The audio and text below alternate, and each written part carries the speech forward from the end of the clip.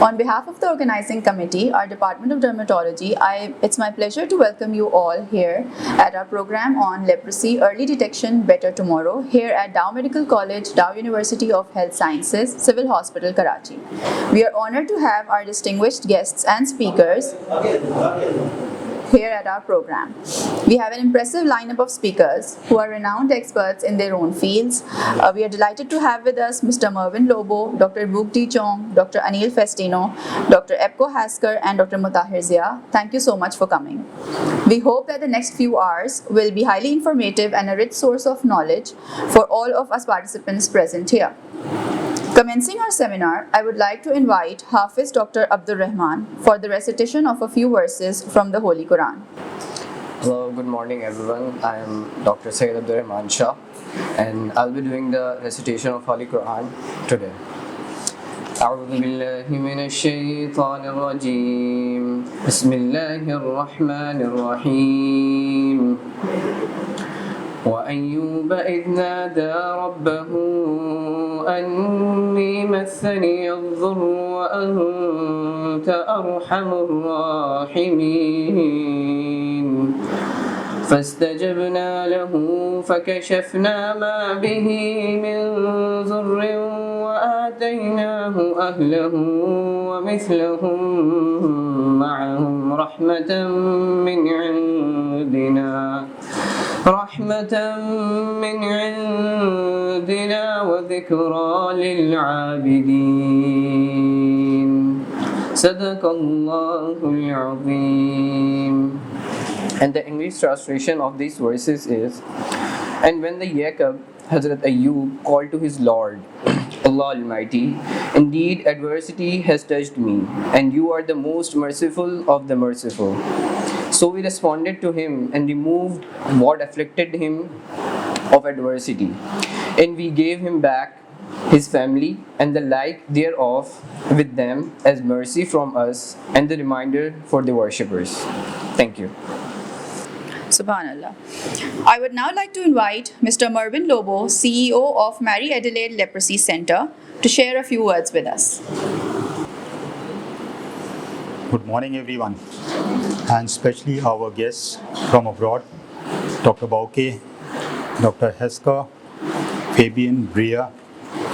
There is a gentleman I would especially like to introduce because he may look like a local, but what he has achieved, and I think I don't give his age, in a very short span of life, is tremendous. And that is Dr. Anil Festino. He is Pakistani-born, German national. He's a global advisor. And I'll tell you all, the youth, if you all want to get connected to the international community, he's the right person. All right? And our legendary figures, Dr. Manzoor Memon, Dr. Mutahir Zia, our program, director of programs, Dr. Ali Murtaza, Dr. Sumaira. You know, this is a seminar.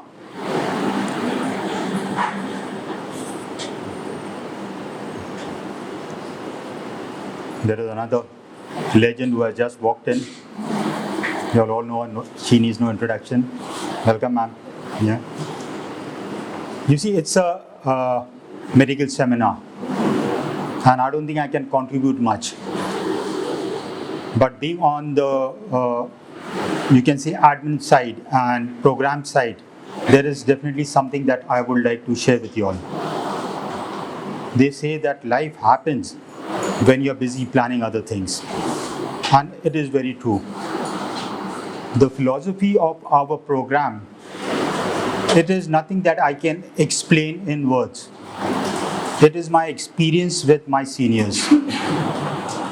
And there are some traits that they valued. About success, they had their own opinion, feeling. I would just quote one discussion once Dr. Faw had with a leading corporate giant. I wouldn't like to name that gentleman.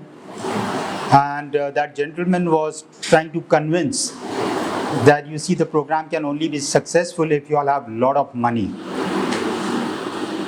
So Dr. Faw smiled and she said, you see, sir, in your world, you are very, very well known. You are very famous. You have acquired a lot of wealth.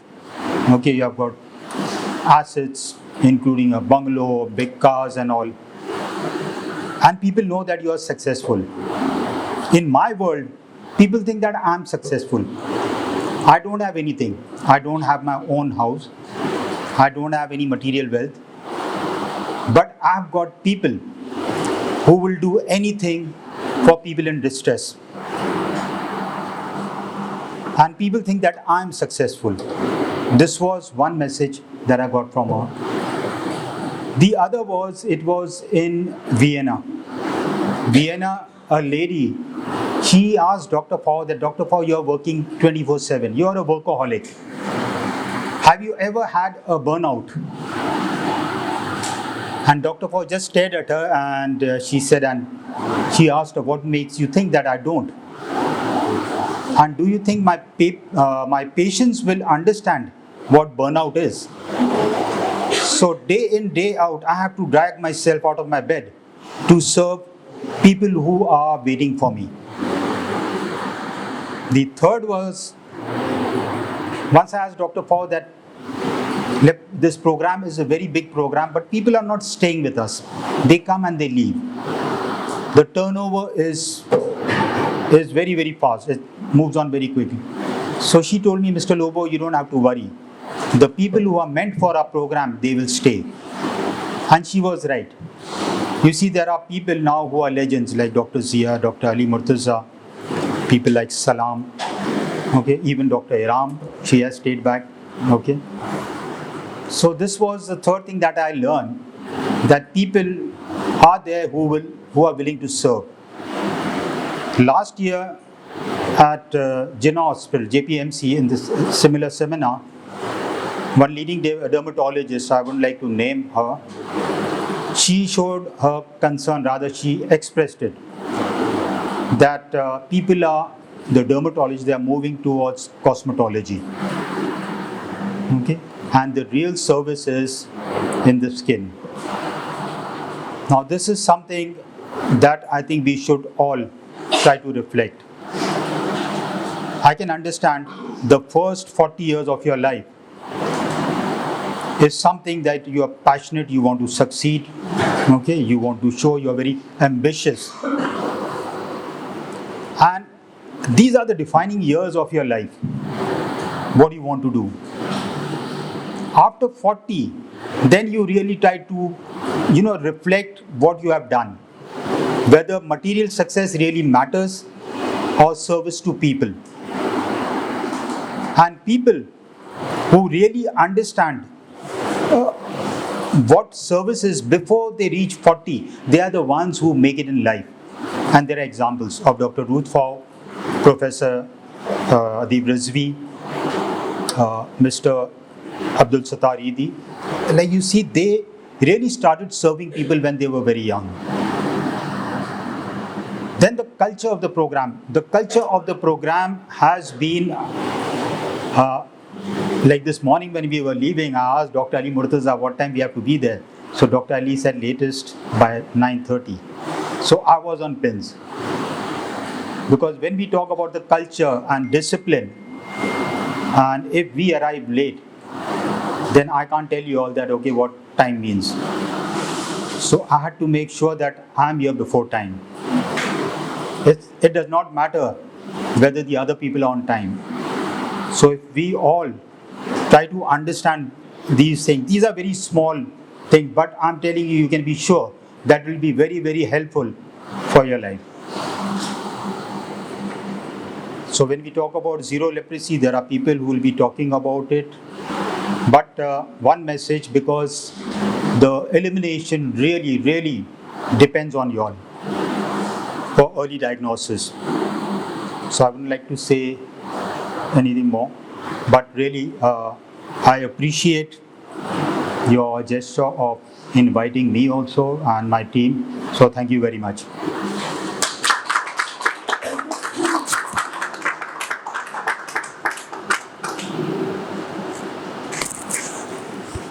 Thank Thank you, Mr. Lobo. It is my honor to introduce our next speaker, Dr. Anil Fastino, who is the Global Health Advisor from DAHW, German Leprosy and Tuberculosis Relief Association, Germany, for his presentation on strategies for zero leprosy in low endemic settings.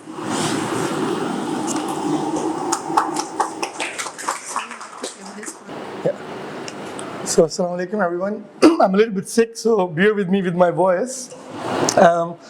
Last week we presented at the Post-Ina Medical College about zero leprosy roadmap for Pakistan, but maybe few people are the same, so I decided to give a bit overview from the global level. So we will be talking today about different strategies to eliminate leprosy in low endemic setting. My name is Anil. I was born in a small city where our great poet Iqbal was also born, so I'm from Shahr Iqbal. And I've been living for the last 15 years in Germany, and I've been working for the last 1 decade in poverty-related diseases and neglected tropical diseases. So I can also tell you I will not manage this in 10 minutes, so bear with me because it's a huge topic, so I will try to maybe wind it up in 15 minutes. There are different phases. We talked last week about that. The first phase is interruption of transmission, which means no new cases among children.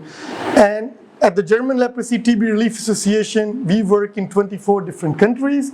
I have brought some examples from Nigeria, Senegal, Togo, and then at the end, I can give some examples from Pakistan. So this vision of zero leprosy, leprosy has been, it's actually such an old disease that even in the holy books it has been mentioned. So it's one of the oldest diseases which was documented. And the idea of zero leprosy is not new. People have been talking about controlling leprosy in 1980s, 1990s. But now WHO talks about really eliminating leprosy, that there are no new cases of leprosy. So the whole purpose is that we don't leave anyone behind, which means we know that people affected by leprosy are the most vulnerable and marginalized people. In order to protect them, in order to interrupt this chain, we would like to break this chain of transmission, and we will have great speakers. Professor Epko Hasker and Professor Bauke de Jong are going to talk about how we use different active case finding and post-exposure prophylaxis. Professor Hasker is going to also give example from people study in Comoros, how they did the magic of using post-exposure prophylaxis towards zero leprosy. And then, it's a whole circle. So when you find the leprosy cases as soon as possible, you can detect early, you can give them proper diagnosis, and there will be no disabilities. So zero disability, zero stigma, zero discrimination, and zero disease.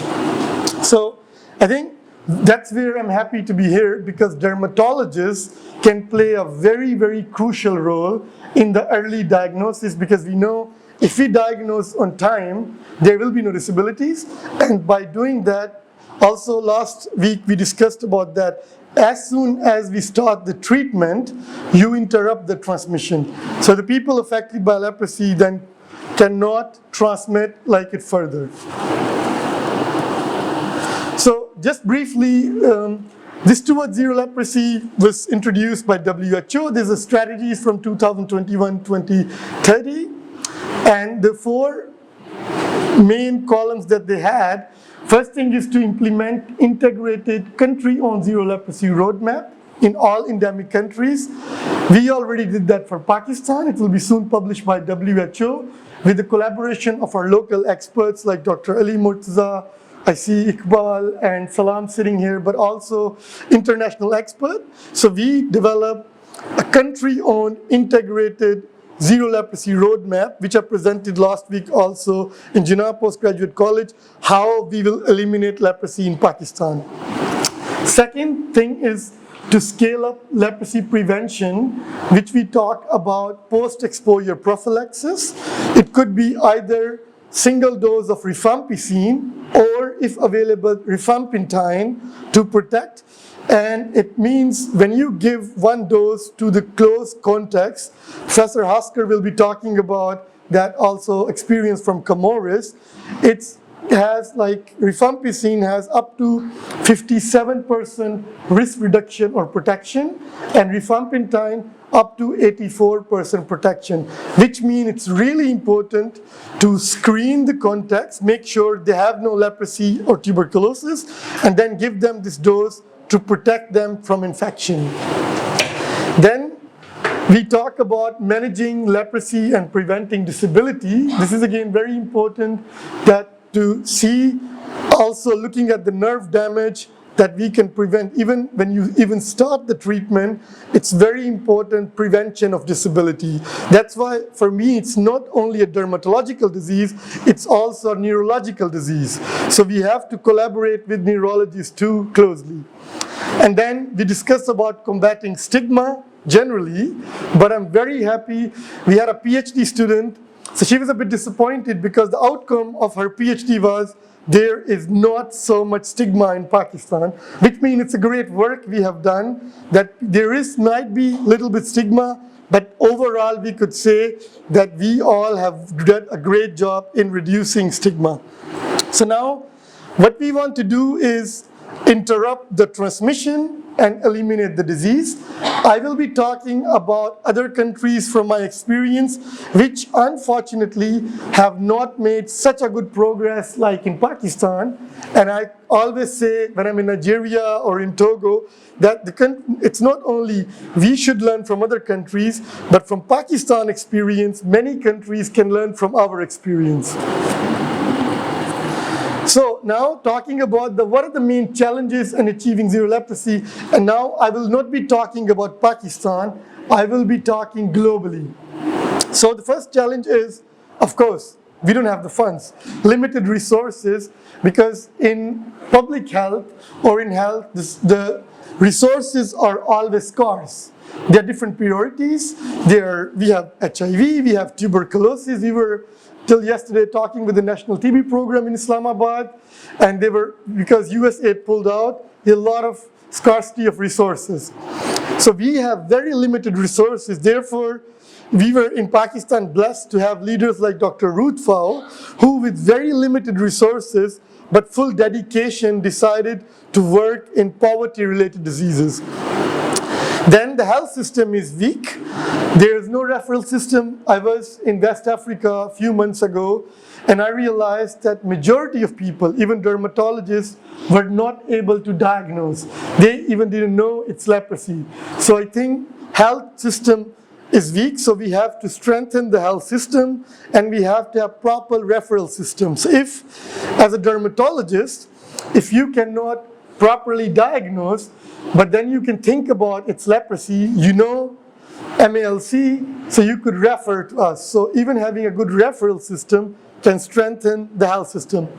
Then that's why we have these amazing researchers who will be presenting Research Cap, which I always feel, now coming back to Pakistan, that we do great work, but I don't see our Pakistani brothers and sisters in the international conferences.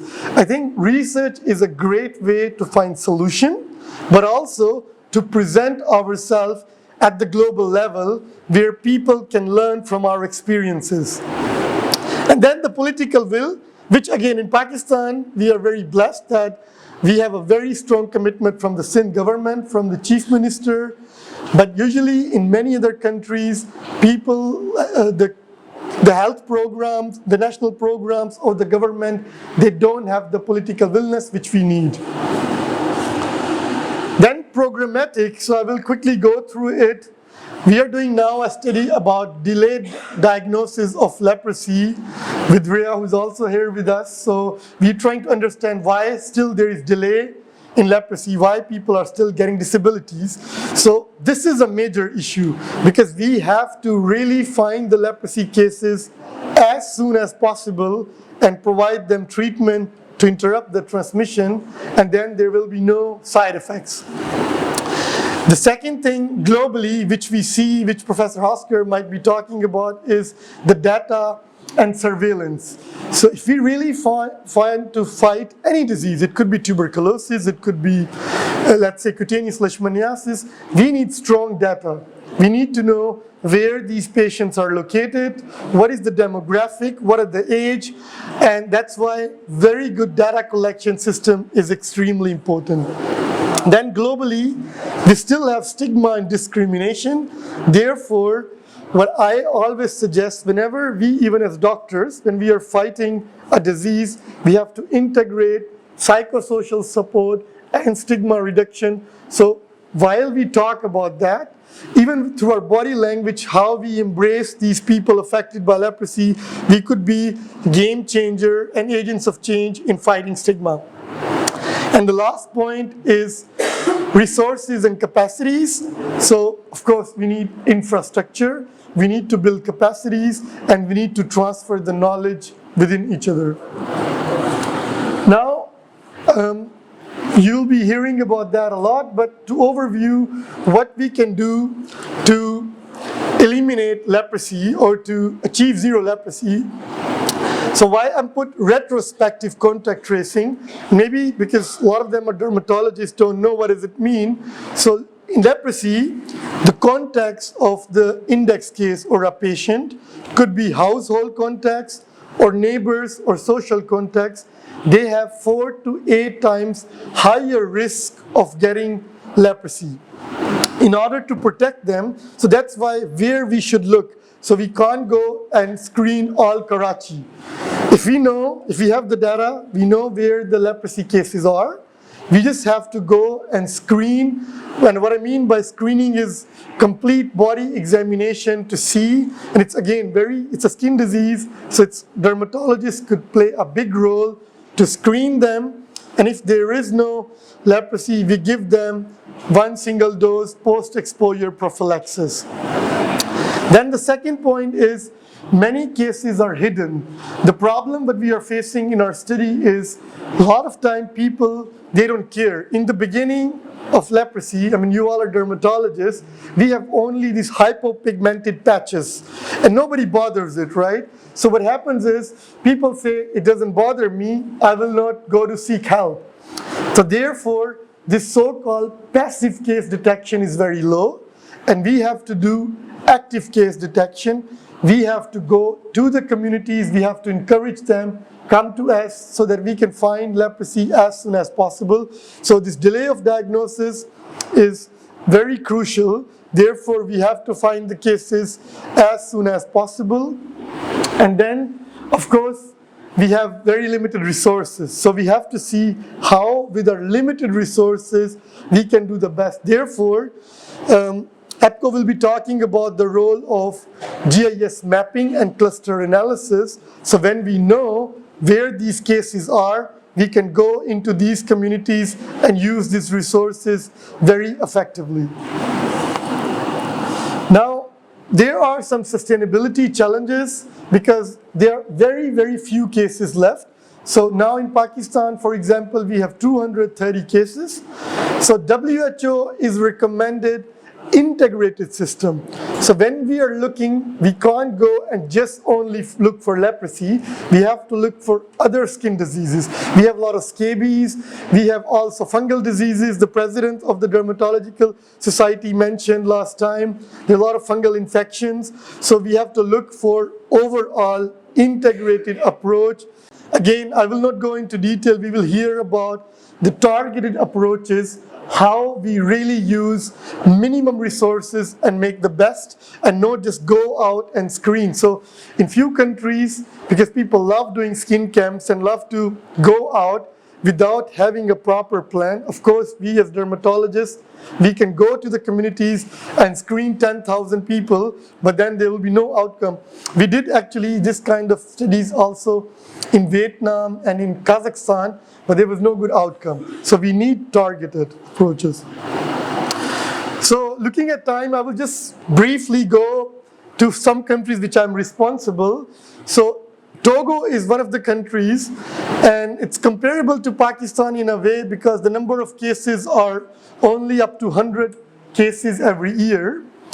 But if you compare with Pakistan or other countries, you see for the last 10 years, the cases are stagnatized, which means there's something wrong. That's why data is important. If for the last 10 years, the number of cases are not decreasing, it means we are not doing our work properly. So this is leprosy elimination monitoring tool, which we use. The red phases are where we still have children, which means the transmission is ongoing, so we really have to focus there. Orange phases are we don't have children, but we have adults cases. So red and orange should be the focus, and green is where we want to be because there are very few cases or no cases. And main challenges in Togo is that we have very high disability rate. And as a dermatologist, I want you to think, whenever you see a case of leprosy with disability, which means something went wrong, which means we did not diagnose the case on time. Because if we will diagnose early, there shouldn't be any disability. So they have high disability, which means that somehow the program is not running very well. But the thing I like about Togo, see the second point, they have an integrated NTD program. They are doing Bruley ulcer, JAWS, and leprosy together. Now, there was also, if you see this gap, there was no data. So they were not collecting data. And from 2014 and 2023, the recent data, so you see from 2014, there were 97 cases, and in one decade, there is the same number of cases. So no decline. Compared to Pakistan, we have 80% reduction in Pakistan. So just to give an idea how in other countries the cases are running. Now Nigeria, very, very complicated country to work. I'm also responsible for the leprosy control program there. They have few thousand cases which are underreported. So we could think about almost more than 5,000 new cases every year, which means compared to Pakistan, many times more. And again, it's very highly endemic, high disability rate. And again, I want to emphasize, maybe that's where I would really like to appreciate if the dermatologists could play a bigger role helping us in eliminating leprosy, because in other countries, dermatologists are not playing a key role. Here you see the data. So, of course, they have made some progress from 2012, and now the cases are 2,400, but again, underreported, because if you are not going out in the communities and you're not looking for cases, you will not find them. So that's why I think that the number of cases originally is much higher, and the reason to show you is just to give you a global perspective. Now Senegal, which is also, I'm collaborating with them, not responsible for them, but I closely collaborate with them. They have a low endemicity, but again, high disability rate, and the active case finding or SDR-PEP is limited, not at the countrywide. But I think if we want to achieve zero leprosy, you can't go and do only in Karachi or only in Lahore. You have to do countrywide. You have to have a beautiful data where you know where the cases are of the last at least 10 years, but maybe 20 years. You go, you visit them, you screen them, like full body screening, and you give them 1 dose of rifampicin or rifampicin. So here you see Senegal. Again, this peak, what I could tell, because we are funding the program, in 2016-17 we had much more funding, so people went out to the communities, did more active case finding, and you find again more cases, but it's not, I would wish it to have much stronger decline. Now, just briefly, I already discussed that, but I will quickly talk about the key strategies, what we could do, not only in Pakistan, everywhere, to really eliminate leprosy and achieve zero leprosy. So, I already talked active case finding. So, which means we, as a community, that's why I'm very proud, part of Mary Edith Leprosy Center, that our healthcare workers and doctors are going in the field, like even doctors like Dr. Iram, Dr. Isabel, they are so busy, but still they go in the field, they do contact tracing, and then they give this STR PEP as protection, and now we are even mapping with the coordinates that we know where these cases are. So again, this is a package. You do active case finding, you give post-exposure prophylaxis, and you map these cases that we know where exactly they are. I will not go into detail about stigma reduction and social inclusion because in Pakistan the team has been doing great work. But this is what I was talking, the package of psychosocial support. So even medical doctors, when they're going in the field, you see, people need a lot of kindness and psychosocial support. I was in Islamabad yesterday and I saw my younger brother. He was diagnosed with severe spinal tuberculosis. And apart from treatment, what he needed is some psychosocial supports. Even we doctors, we have to play many roles, not only being called and diagnosed, but be kind and providing people psychosocial support, empowerment, and then make them feel included. And now we should integrate the skin program. That's why what I hope soon to bring WHO Skin Entity Department to Karachi. There we will be collaborating with the Dermatological Society, Dow University, Aga Khan and Jinnah and Civil Hospital too, to see how we integrate skin diseases, either fungal diseases, leprosy or cutaneous leishmaniasis. How we build capacities here. Dermatologists can play a big role where we build capacities to diagnose, especially clinical diagnosis or differential diagnosis of skin diseases. And then we need better infrastructures, we need research, and we need to have policies how we develop good interventions to eliminate leprosy. So I will not go into detail GIS mapping because I think you're going to talk about that, how we can map these cases, not only leprosy, even cutaneous leishmaniasis or any other disease, knowing where most of the cases are in the country will help us to design tailored interventions which are good in the country.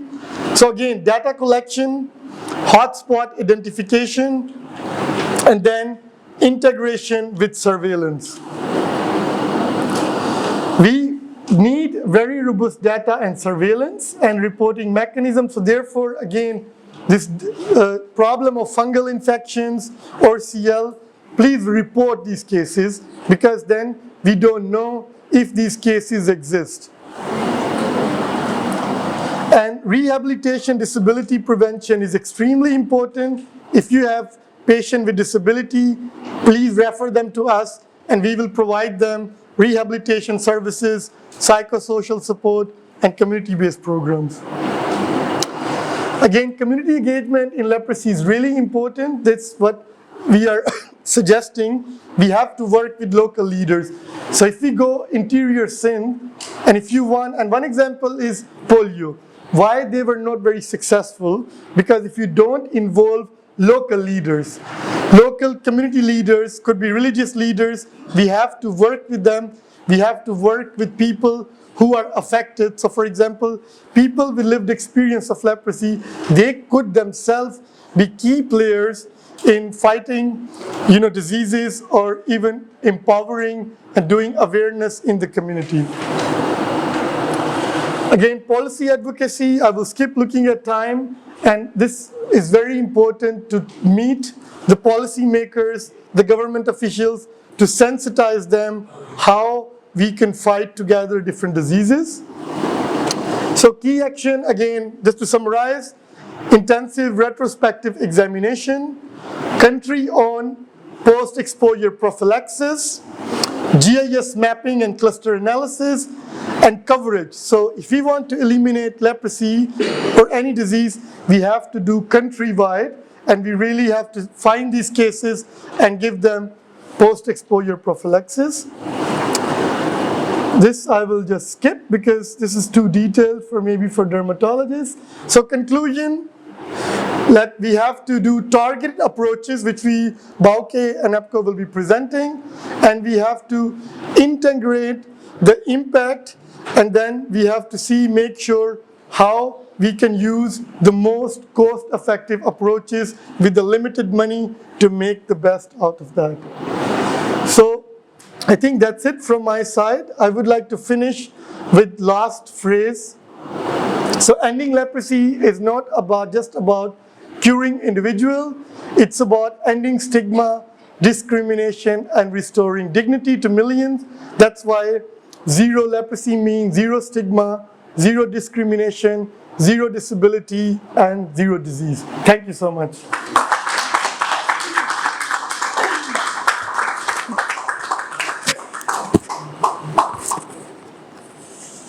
Thank you for your expert insights, Dr. Anil.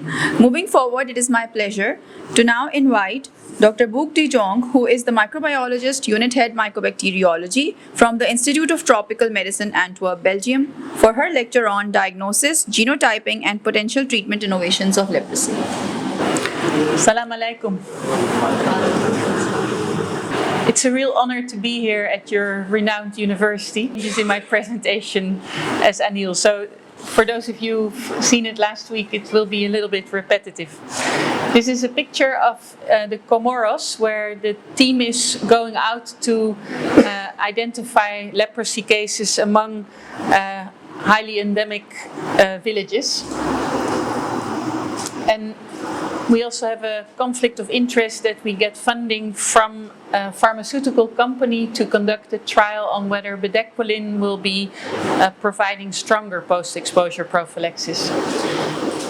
So leprosy, as Anil said, is a disease of the skin, but it's actually disease of the nerves with manifestation in the skin. And hence the critical importance that it's on your radar when you see a patient, and we'll get into some of the myriad different possible presentations.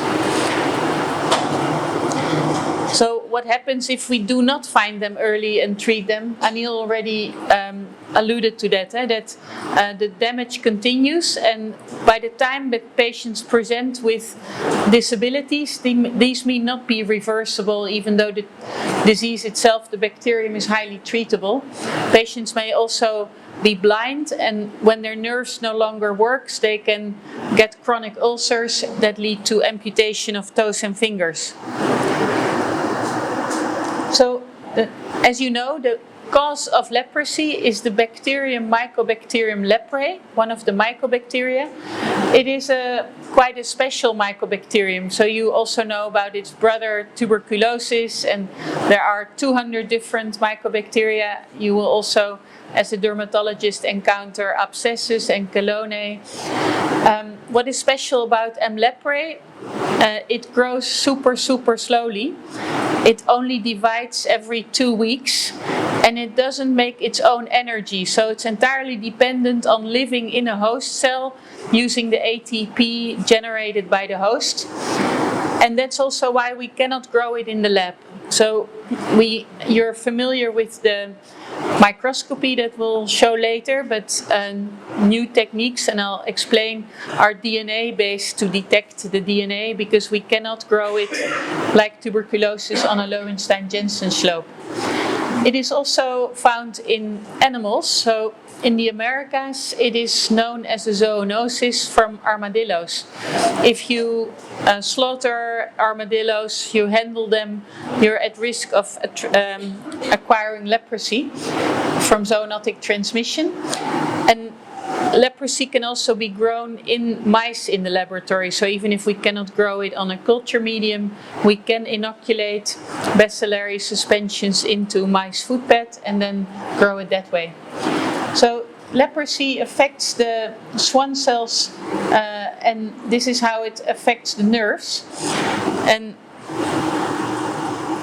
then it has this wide spectrum of disease. So you know the WHO classification, which is the bottom one, and I apologize for the text not being so visible. So On the left, you have the post-bacillary disease, and on the right, multibacillary disease. And WHO says if you have less than 5 lesions, it's PB. More than 5 or more, it's MB. And that determines your treatment duration, which we'll get into.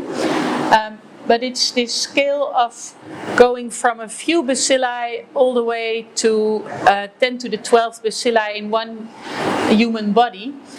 So on the right end, you see a patient with many nodules, lesions, and if you do the slit skin smear, multiple locations, it can look totally purple from the carbonfusin. Whereas on the left, you see the cardinal signs are the hypopigmented patch where sensation is decreased. Then in the middle you see the Ridley-Jopling scale. That's the old scale that is based on histopathological examination of a biopsy. And that's where you have the tuberculoid leprosy that is equivalent to the postbacillary. But in the middle, borderline, and then on the right end, the lepromatous leprosy.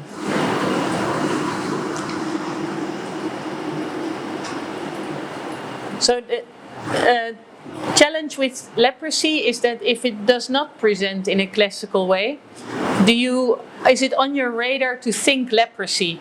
So we'll go through a few different slides that those of you who were present last week already saw, and just to show you the myriad of differential diagnoses. So which picture is leprosy? Actually, anybody?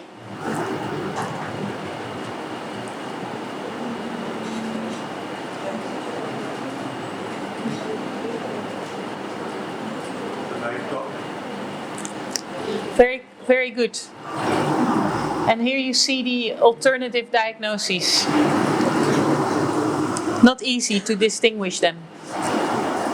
How about this one?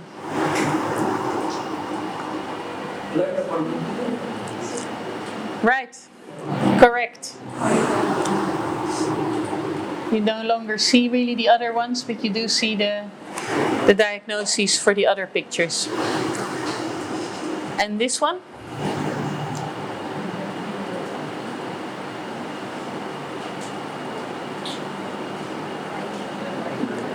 Also the right. Very well done. There's a bias to the right in the picture solutions. How about here?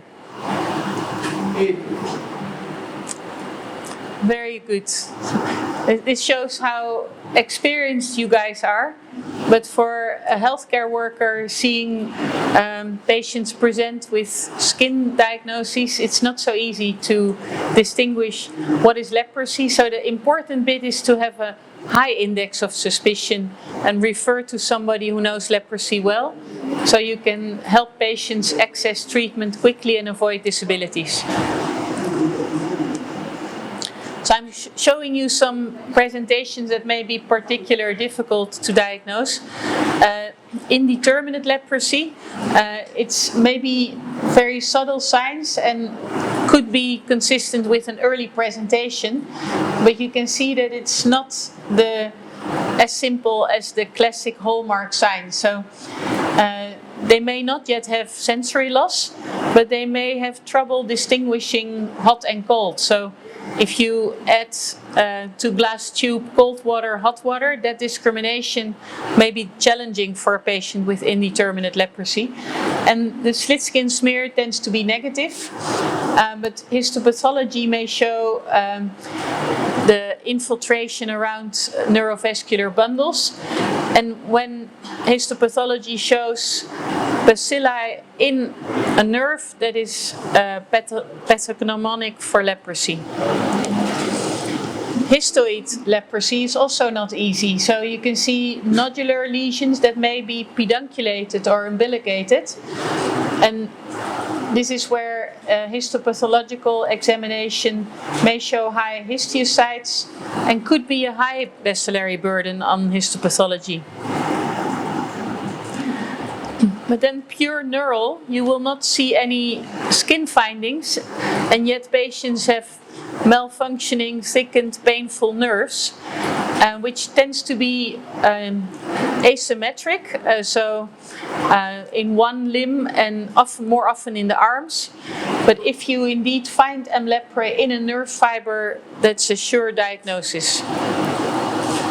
So we talked about microscopy, and those of you used to tuberculosis, 3+ is already a lot, but in leprosy the numbers can really be very, very high, including globi. So these are clusters of leprosy bacilli. On the right you see that we now tend to use quantitative PCR or real-time PCR to have a more sensitive diagnostic technique. And each leprosy bacillus has one circular chromosome, like all bacteria do, but the RLEP target is present 35 to 37 times in each bacillus.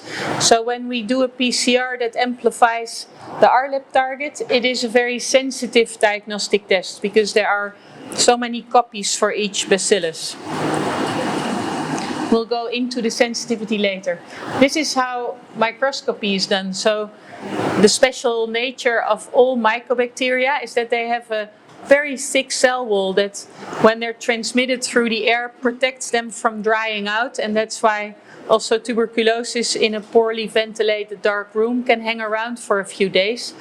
But that very thick cell wall is also what we use diagnostically, because if we do a slit skin smear, we count on the acid alcohol to decolorize all the other bacteria, and only the mycobacteria with that candle wax-like cell wall will retain the stain. And that's the acid fast staining, the principle behind it. So here it's not so easy to see on this screen, but these are the acid fast bacilli. You may appreciate that in the middle circle, the bacilli appear beaded, and that is the non-solid staining and the basis for the morphological index. So after reading how many bacilli are present in this slide, you also want to count, do I see solid staining? Count 200 bacilli, and the proportion of solid staining is important because those are most likely the live ones.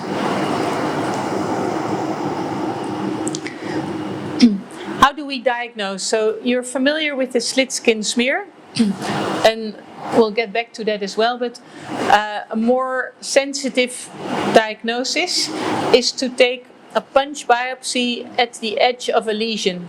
So the punch, this is a 4 millimeter punch.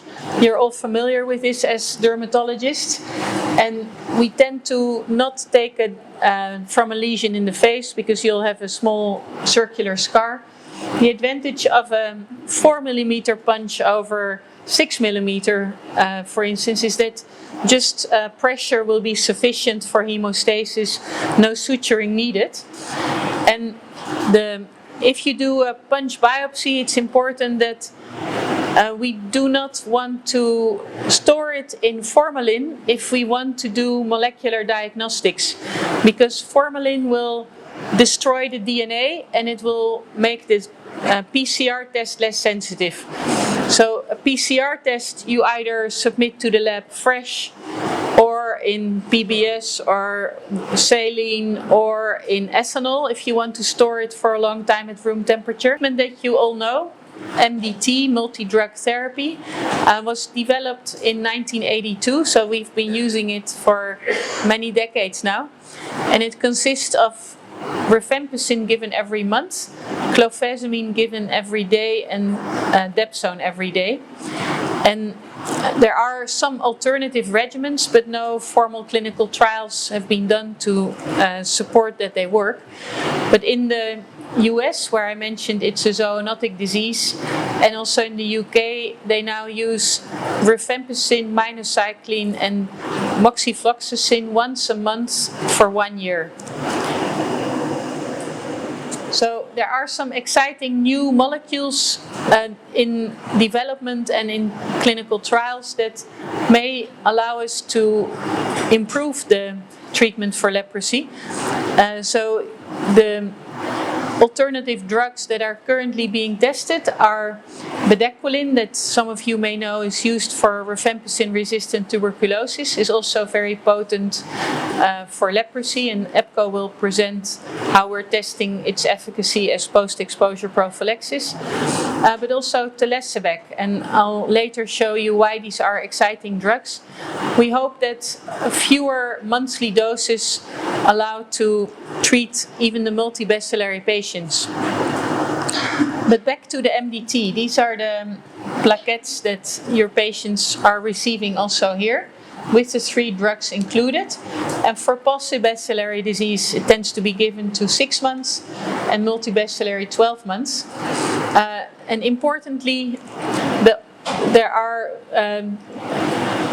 several studies indicating that even the first dose of rifampicin stops patients from transmitting leprosy. So this is really critical that you understand that. This was a topic last week at the discussion. How much at risk are we as healthcare workers? The risk is very, very minimal. So unlike tuberculosis, where nosocomial transmission is a concern and patients need to be quarantined, for leprosy, the chance of being infected as a healthcare worker is about the same as in the community. So do not worry about having, as Anil was saying, seeing them as human beings just like us and embracing them into the path they need to take for care, diagnosis and treatment. I'm going to tell you some of the side effects of the current MDT, and this is the rationale for why we want safer and better treatment with these new molecules. So, as you know, clofazimine can cause hyperpigmentation. It tends to accumulate in the lesions, augmenting the stigma, and this can be very worrisome for people. They need to be well counseled that this is reversible, but it's an important molecule in MDT, and that by explaining and psychosocial support to carry them through this side effect of clofazimine. Then dapsone is also a risky molecule. You are aware of people who are G6PD deficient. They may have hemolysis with dapsone and drops in hemoglobin, but there is a separate mechanism of hypersensitivity reaction, which is more common in patients with the HLA B1301 allele genetic background. And for instance, in Nepal, in Indonesia, this is quite a big problem, and 10% of their leprosy patients have this allele. If you do not stop dapsone at the first signs of the hypersensitivity reaction, it can lead to fatal exfoliation, so a very dangerous side effect. And then antibiotic resistance. Before MDT was given, patients tended to receive dapsone for life. So only monotherapy to keep suppressing, so no surprise. There was a selection of resistance to dapsone, and MDT was constructed to even work if there was already dapsone resistance. So you can see here when the first patients with resistance were detected. It's fortunately still relatively rare. Worldwide, most resistance is recognized in Brazil, and that may be due to the fact that also clofazimine there is highly unpopular and people selectively stopping that. And you know that the fewer effective drugs, the higher the likelihood that resistance will be selected for. But we also lack data. So WHO recommends that all the countries where leprosy is still endemic test at least 10% of their multibacillary patients, plus all the patients who have been treated for leprosy before and have a relapse for resistance. And this is done molecularly by doing the gene sequencing, because remember, we cannot grow it in the lab. Leprosy reactions, very important, because a lot of the disability comes from these reactions, and they may develop both before diagnosis. They may be the reason patients present for diagnosis. They may happen during treatment, but they can also happen after successful completion of treatment. They can also be challenging to distinguish. Is this patient experiencing a second episode, a relapse, or is it a reaction? And the monitoring for reactions, the counseling, when they have a reaction, they quickly need to have it addressed. And if it's very mild, maybe NSAIDs can help, ibuprofen, but typically they will need immune suppression to calm down the reaction with steroids, and for the MB patients, thalidomide. And if this is not done quickly, this may be the permanent nerve damage that leads to the disability. So very important that to counsel the patient and to really monitor them for reactions during and after their treatment. Maybe on the patients presenting with post-bacillary leprosy are at higher risk of a type 1 reaction, which is similar to the paradoxical reaction seen with TB, or the iris immune reconstitution inflammatory syndrome seen with TB HIV. So the thought is our immune system wakes up and starts to fight the bacteria, and that leads to T cells affecting the nerves and the reactions. Whereas on the multibacillary patients are at higher risk of erythema nodosum leprosum. So this is the type 2 reaction that is more of a systemic inflammation, fever, and can also be quite dangerous. We talked about the treatment, so tend to involve immune suppression and can be very hard. So when the immunosuppressants are tapered, the reactions may flare up again. So some patients are quite dependent on treatment of reactions for a long time.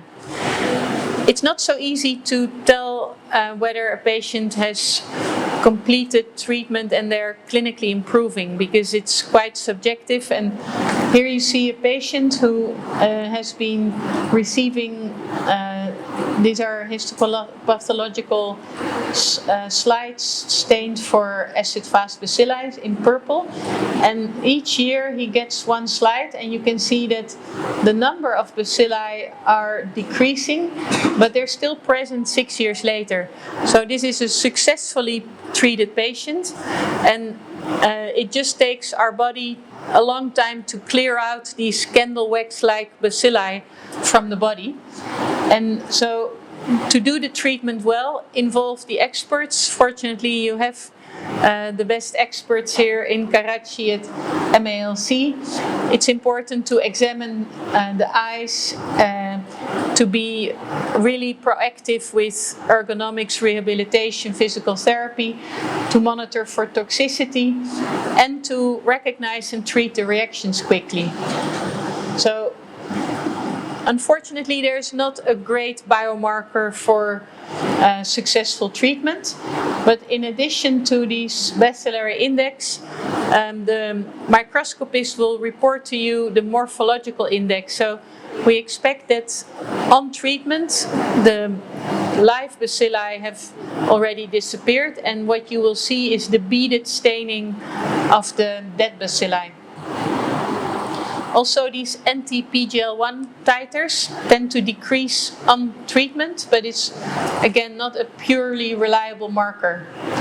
So relapses are fortunately rare, and they may occur many years later after rifampicin-based MDT. So do not alert the patients that they, even 10 years later, please present when you have any symptoms that may resemble your first episode of leprosy.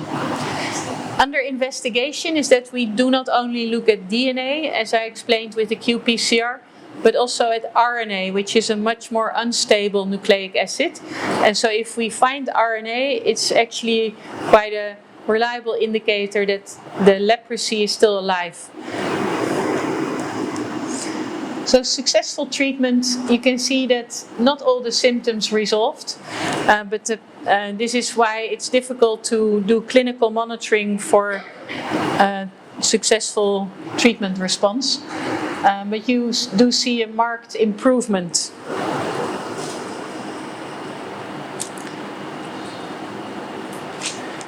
I will be brief about post-exposure prophylaxis, which will be Dr. Hasker's field, but since 2018, WHO recommends that contacts of leprosy patients receive 600 milligrams of rifampicin once, based on a trial that showed a 50% reduced incidence in the next 2 years after a single dose. But there are alternative regimens. Some are proven. So in China, a trial showed that rifapentine is much more effective than rifampicin. And in the people study that EPCO will present, we use higher doses of rifampicin.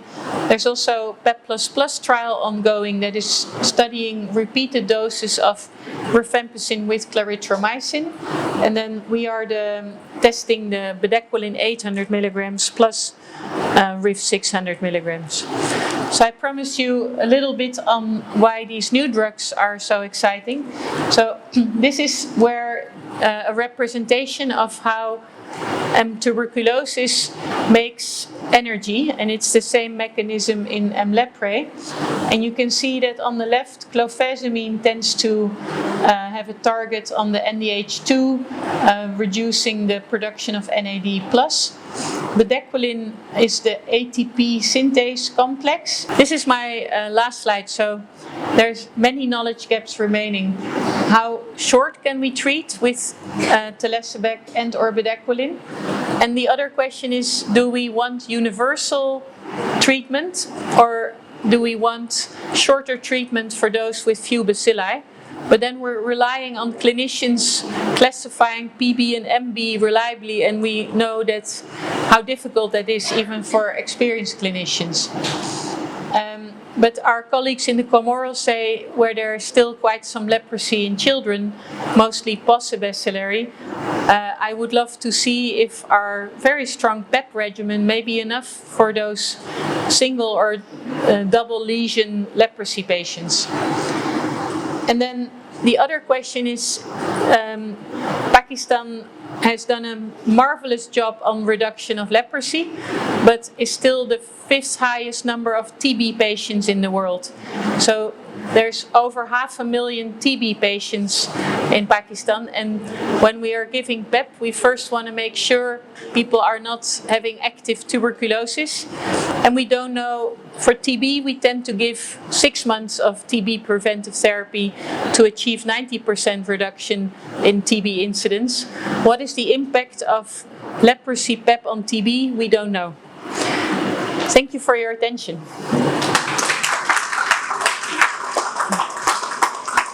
This is our team in Antwerp. Thank you for your enlightening presentation, Dr. Jong. Our next speaker, who is an epidemiologist from the Institute of Tropical Medicine, Dr. Epco Hasker, will present a comprehensive overview on the People's Trial on post-exposure prophylaxis for leprosy. Dr. Epco Hasker. Okay, so good morning. My name is Epco Hasker. I'm just like Bouke from the Institute of Tropical Medicine in Antwerp, Belgium. And a long time ago, in 1987, when I was a medical student, I came to a leprosy hospital, which was MALC in Karachi, and it has really changed my career. And I'm very grateful to have arrived in Pakistan a long time ago. I've been back several times, and I really enjoy being here. I will now briefly present the results of the PEOPLE trial on post-exposure prophylaxis for leprosy. It was done in Comoros and Madagascar. Post-exposure prophylaxis in leprosy basically is meant to prevent people who are in contact with leprosy patients and have already been infected to progress from infection to disease. overall, only 5 to 10% of those infected will ever develop disease, but we can reduce that probability by another 50% or so if we provide post-exposure prophylaxis. So here on this slide you see some of the earlier studies on post-exposure prophylaxis with rifamycins. There was a study by Bakker in a highly endemic setting in Indonesia. And when they provided to an entire island, a small island, they saw a 75% reduction in incidence of leprosy. But when they provided to close contacts only, there was no real effect. Then there was the pivotal trial, which is the COLAB trial in Bangladesh, where close contacts received rifampicin single-dose post-exposure prophylaxis, and it led to a reduction in the incidence of leprosy of 57% at the individual level. And more recently in China, there was this trial, Li Wang et al., who found with rifampicin only 41% protection, non-significant, but with rifapentin they found an 84% reduction. This is just like Pakistan, a low incidence setting. Yes, next. Then the PEOPLE trial. The PEOPLE trial was a cluster randomized trial with 4 study arms. The intended sample size was 4 times 36,000, based on an expected incidence of 1.4 per thousand in the comparator arm, and 50% reduction of incidence in each of the intervention arms. And we used double the regular dose of rifampicin, but still a single intake. And because it was double the regular dose, we did not call it single dose rifampicin SDR, but SDDR, single double dose rifampicin. And randomization was by village and by island, and it was based on reported incidents in the previous year for Comoros, and in Madagascar based on prevalence at baseline. So the Comoros, situated between Mozambique and the northern tip of Mozambique and Madagascar. You see the 2 red islands here. And then also in red is the district of Miandrifaso in Madagascar. Those were our intervention sites, and these are highly endemic sites.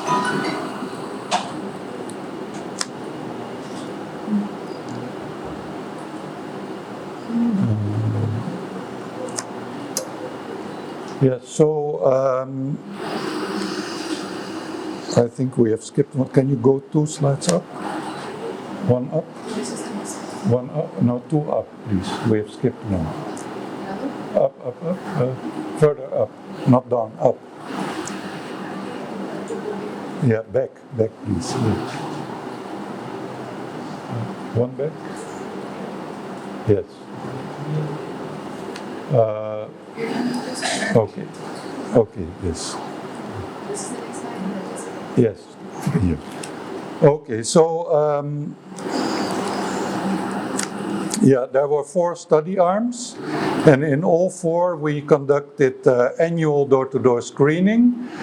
Patients identified were fully treated, but contacts were provided prophylaxis, so single dose rifampicin. In arm 1, no prophylaxis was provided. In all the 3 other arms, all household contacts received single dose rifampicin. Yes, then in arms Arm 3, in Arm 2 it was just the single dose rifampicin for the household contacts. In Arm 3 the single dose rifampicin was not given to household contacts only, next, but also to anyone living within a 100 meter of an index case, next. And in Arm 4, we did not just do the door-to-door screening, we also did test it with anti-PGL1, which is a marker of infection, and all the household contacts of an index case would get post-exposure prophylaxis, but also people who are PGL1 positive and who are living within 100 meters of a case.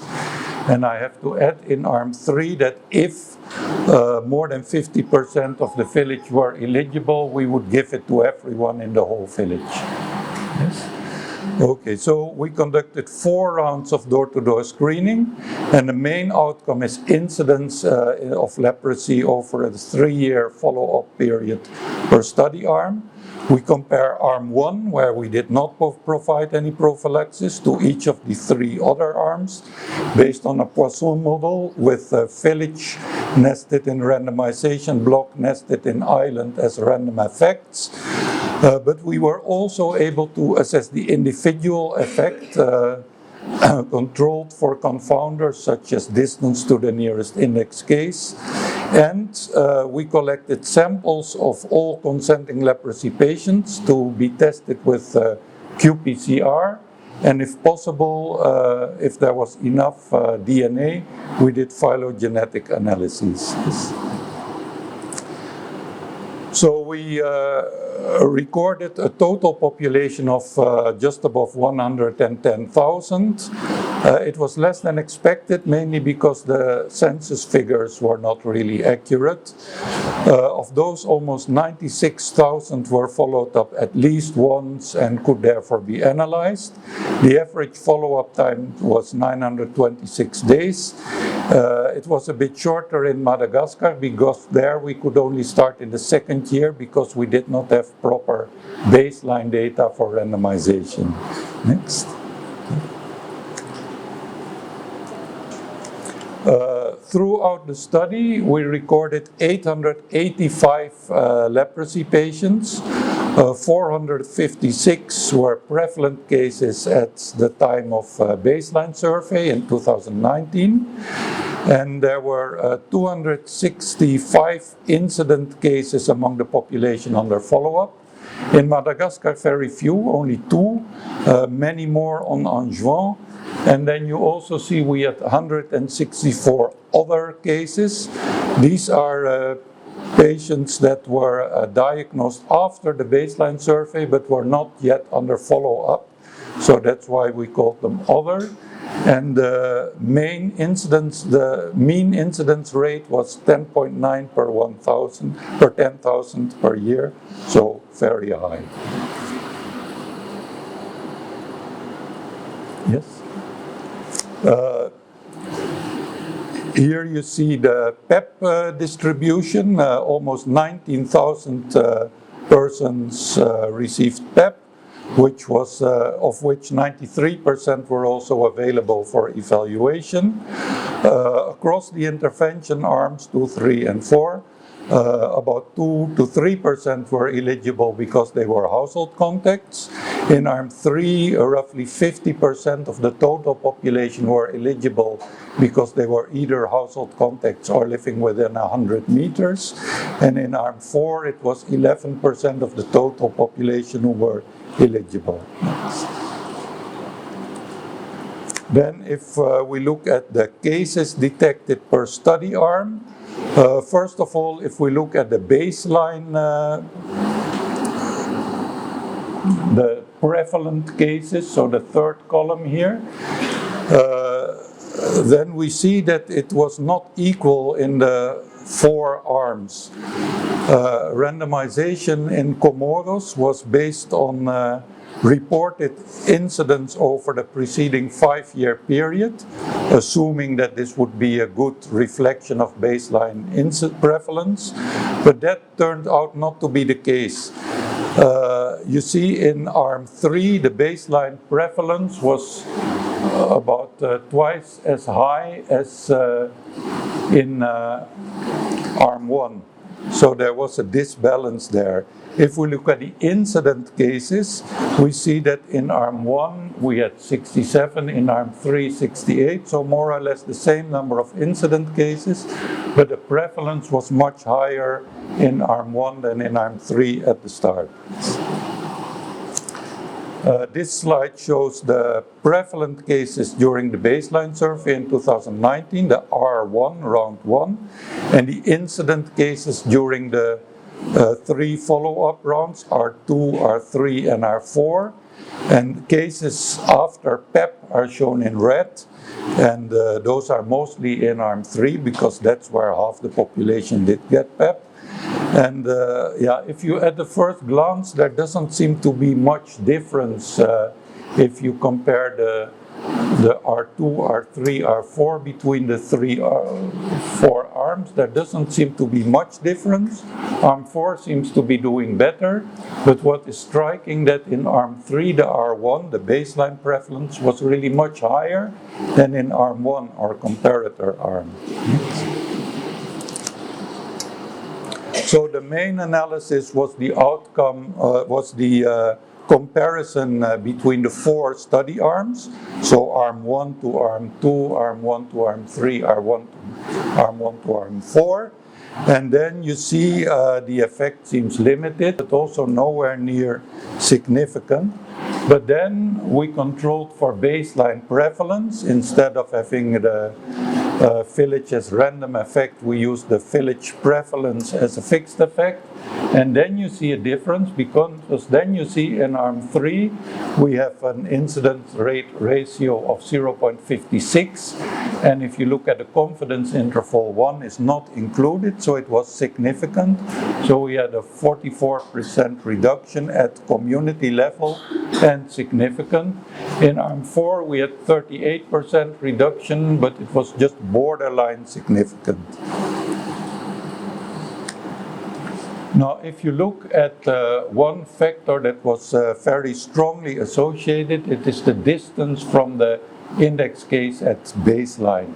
Here we look at the different categories of participants, those who lived in the same household of an index case, neighbors within 25 meters, 25 to 50, 50, 75, 7500, or those who are at more than 100 meters from the nearest index case at baseline. And then you see in the same household, 1.10% developed leprosy. If you look at those who lived at more than 100 meters from the nearest case, it was 0.11. So it was 10 times higher for household members, even though many of them had been receiving prophylaxis. Yes. And this slide shows the individual effect of post-exposure prophylaxis. So here we have controlled for confounding by age, sex, and distance to the nearest index case at baseline. BCG is also in the model, though it's not a confounder. And here you see that at individual level, you see PEP received 0.55. You see that the confidence interval does not include 1, so it is about 45% reduction in risk of leprosy, and it is statistically significant. Then if we look at the distance, we see now we control distance for the presence of post-exposure prophylaxis because household contacts were much more likely to have received prophylaxis. You see that still we have those in the same household have about 4 to 5 times as high a risk of developing leprosy. Those who live neighbors up to 75 meters still have about 2 times higher risk of developing leprosy. Then, I said we also took biopsies and we did qPCR on those, and if there was sufficient DNA, we even did sequencing.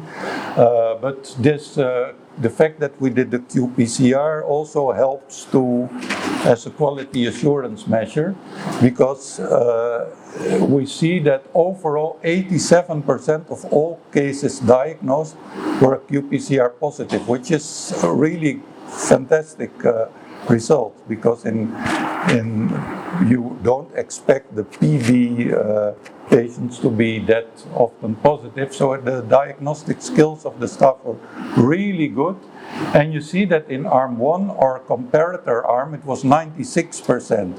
Now, if there had been a bias, you would think maybe in arm 1 they were less strict about diagnosing. Well, that's not the case, because you see 96% confirmed.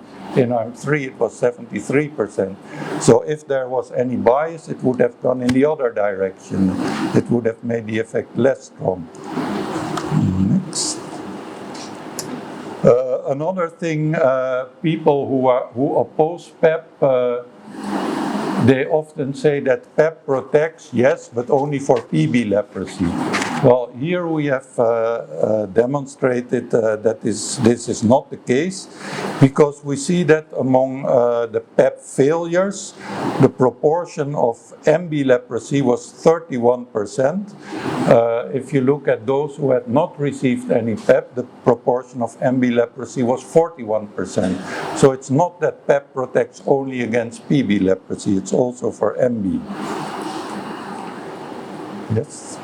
Then we looked at number needed to be exposed, and because household members are at such a high risk, and even if the effect is not 100%, but we find that in overall the effect was 45% reduction, so an incidence rate ratio of 0.55.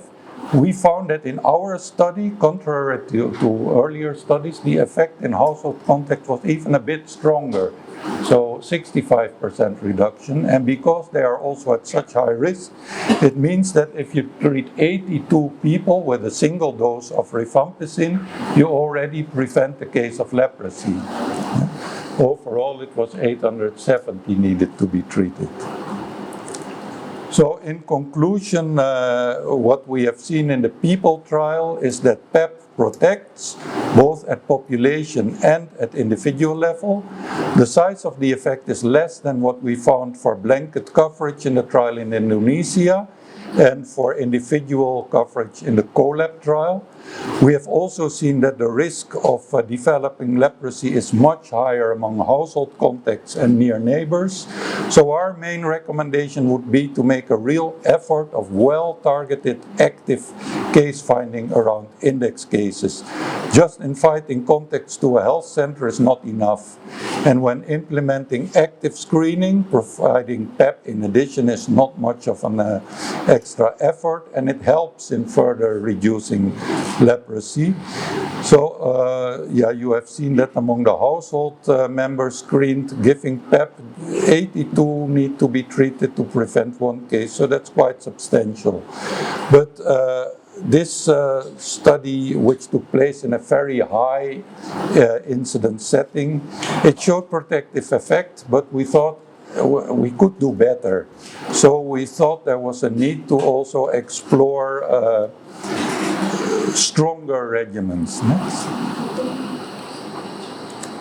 This is the publication of the people trial in Lancet Global Health, which was published in June last year. Next. And so, because we thought there was a need for stronger regimens, we started a new trial. Bauke already alluded to it. We call it the B-People trial, in which we have randomized 44 villages to study arms. And again, anyone living within 100 meters of an index case is eligible for prophylaxis. And this time, we compare rifampicin alone to a combination of rifampicin and bedaquiline. Because bedaquiline had never been used for this indication, we first had to do a safety study. So we did a phase 2 study. Previous one. Yeah, we did a phase 2 study to test the safety, and in particular we had to look at QT prolongations. We found no signal of any safety issues, so then we proceeded with the phase 3 study, and this is where we are right now. We have so far We have completed our baseline survey. We have completed the first intervention round. We have registered 113,000 people, of which 88,000 are currently under follow-up. We have given rifampicin only to almost 31,000, rifampicin plus bedaquiline to 25,000 plus. And so far we have not had any problems of serious adverse events that were treatment related. So finally, I want to acknowledge our partners, in particular the people of the Damien Foundation and Fondation Raoul Valero and the national programs of Comoros and Madagascar who have been doing all the hard work. Thank you for your attention.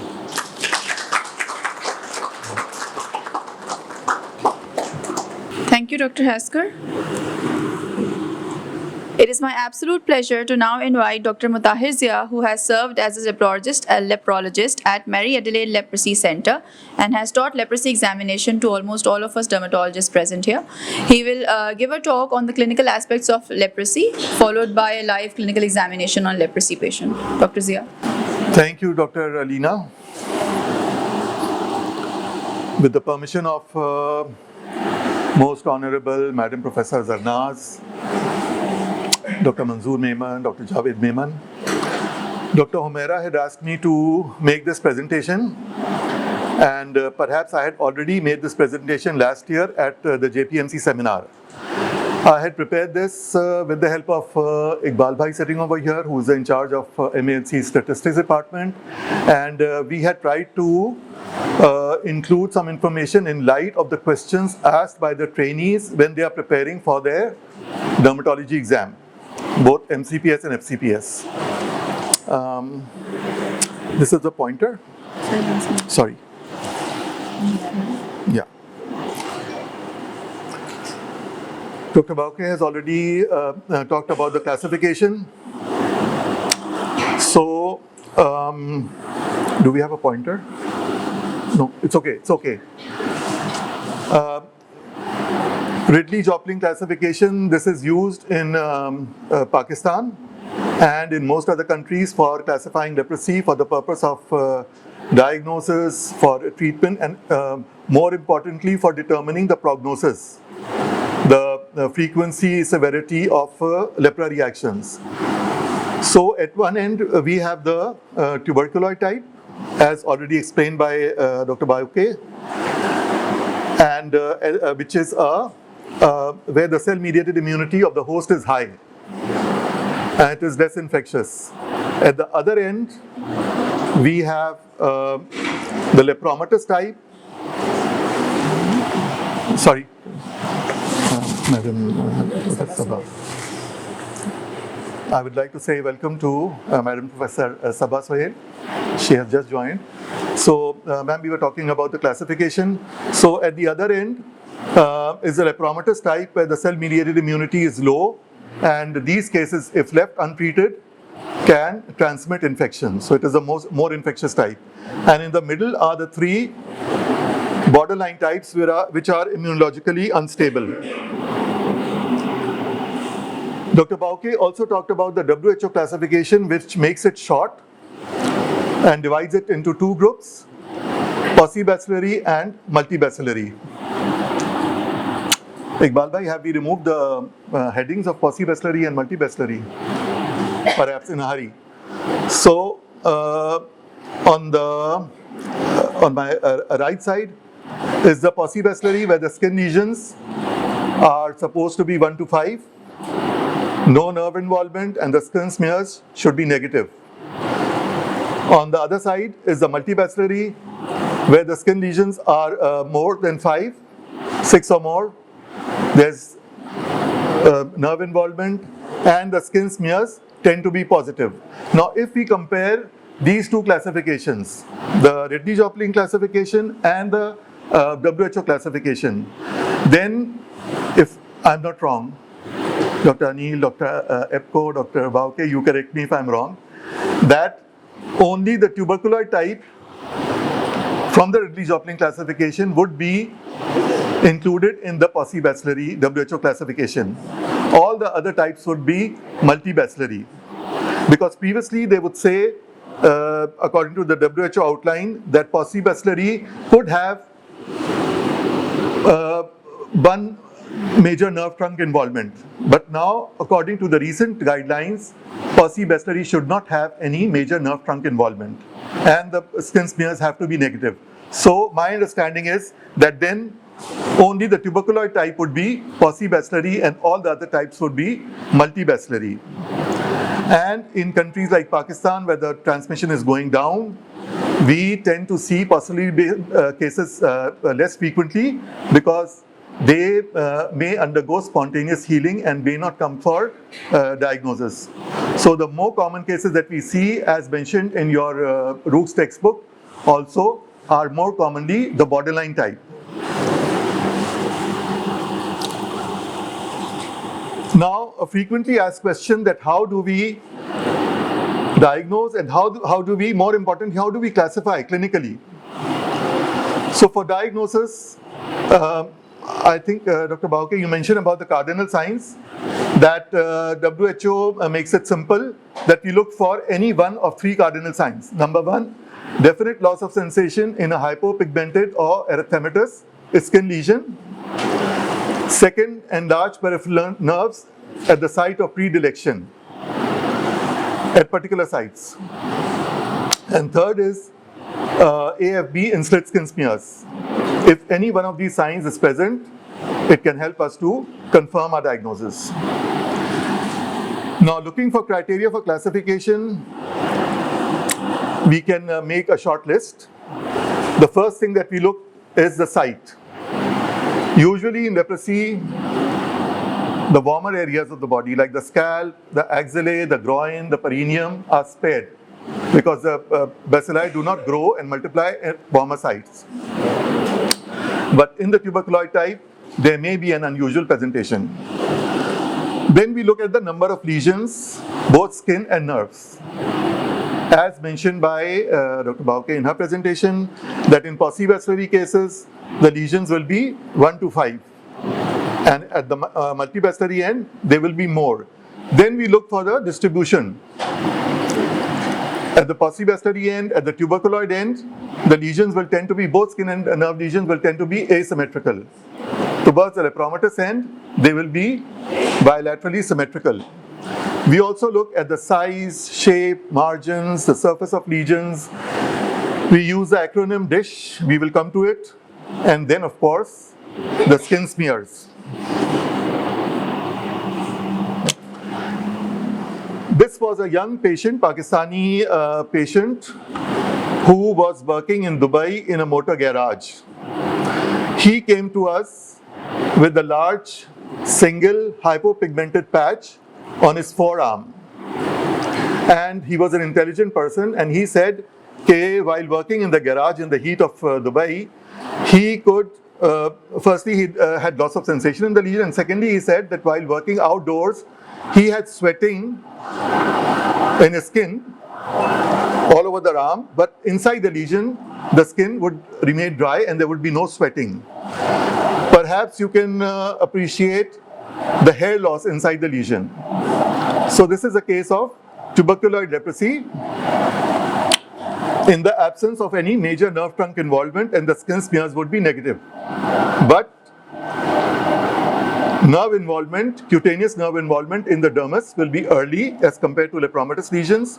So the lesions will have marked loss of sensation, and because the sensory nerves are together with autonomic nerve fibers, so there will be a loss of sweating, and wherever there will be loss of sensation, there will be loss of sweating, and the skin will tend to be dry. The acronym I mentioned, D for dry, I for insensitive, S for scaly, and H for hair loss. This patient later presented with a cutaneous nerve. So there was no major nerve trunk enlargement, but there was a cutaneous nerve. If we, I think it's mentioned in your Rook's handbook, Rook's textbook also, and how many of the trainees here have the handbook of leprosy by Ridley Jopling? None. Dr. Homera, you recommend the trainees to have? But these are new training from diploma. Okay. So if you have a difficulty in obtaining, then Dr. Ali Murtaza from MELC can help you in getting it through MELC. So your supervisors also recommend this handbook, and it complements your Roots textbook. If you look at the volume, I have seen the edition from 2020. I'm not aware if a recent edition is available. Dr. Ali, would you be aware? No. So the book as such looks bulky, but there's a lot of repetition. So the actual content is not as much. In that book, perhaps it is an older edition, so they talk about major nerve trunk involvement in tuberculoid type. I have a difficulty in agreeing with that. And what they say in Roots also and in the handbook also, that if the examiner runs their finger around the margin of the lesion, they can feel a cutaneous nerve entering or exiting a lesion. So this patient had a cutaneous nerve, not a major nerve trunk, but a cutaneous nerve emerging from the lesion. The treatment in these cases would be 6 months posi-bacillary, as mentioned by Dr. Bauke. This is a case of borderline tuberculoid. The lesions would be more than 5 but countable. Average, say around 10 lesions. Comparatively large, comparatively well-defined. At some places they can be fairly well-defined, at others well-defined. There can be satellite lesions. There can be annular lesions, which are mostly circular or oval. The center of the lesion is of normal skin color. The margin is erythematous and raised and narrow. So you would know the differential diagnosis. Madam Zarna sitting over here. Dr. Manzoor Mehman is sitting over here. Dr. Javed Niman is just left. Dr. Homera Talat. Where's Dr. Ima? I don't see Dr. Ima. Dr. Asma Muzammil sitting over here. All of you can guide us in the differential diagnosis. In my limited experience, I would say that tinea, lesions of tinea corporis can appear like this.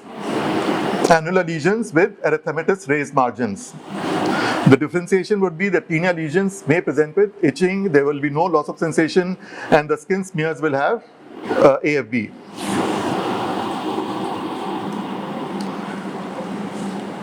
Mid-borderline leprosy, as mentioned in your textbook and this handbook I'm referring to, that they say that punched out lesions are a characteristic of the middle of the spectrum. That means mid-borderline or borderline leprosy. So this plaque in the forearm of this patient, it's inflamed and it's basically an annular lesion. The inner margin is sharp, clear-cut, representing the tuberculoid end, and the outer margin is diffuse, sloping. So this is a characteristic punched out plaque. In some books, it is called the Swiss cheese appearance. Some candidates I have heard calling it a donut-like lesion. People who are fond of have a sweet tooth. These are countable if they are asymmetrical. Nerve lesions are also asymmetrical. The skin smears are not very high. Then it can be a borderline tuberculoid. But if together with a punched out plaque, there are multiple uncountable lesions, bilaterally symmetrical, nerve involvement is also tending to be symmetrical, and the skin smears show a higher score, then the possibility is that the patient is downgraded towards the borderline lepromatous end.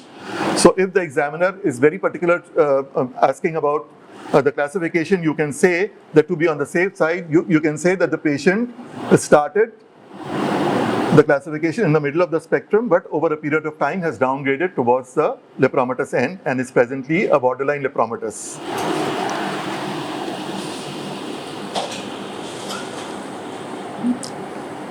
This is the same patient. He came from Dadu, Sindh, and this is his back showing similar punched out plaques, but there are also smaller plaques and they tend to be numerous, and they tend to be bilaterally symmetrical. So what I was saying, that he has downgraded towards the borderline lepromatous end. He is presently in a type 1 reaction, downgrading reaction. So as Dr. Bauke said, that in type 1 reactions, the pre-existing lesions get inflamed. These are inflammatory episodes. So the lesions appear more erythematous, edematous, and new lesions may appear in type 1 reaction. Fever can occur, but it is not as high as in type 2 reactions. There can be an acute neuritis with widespread nerve damage.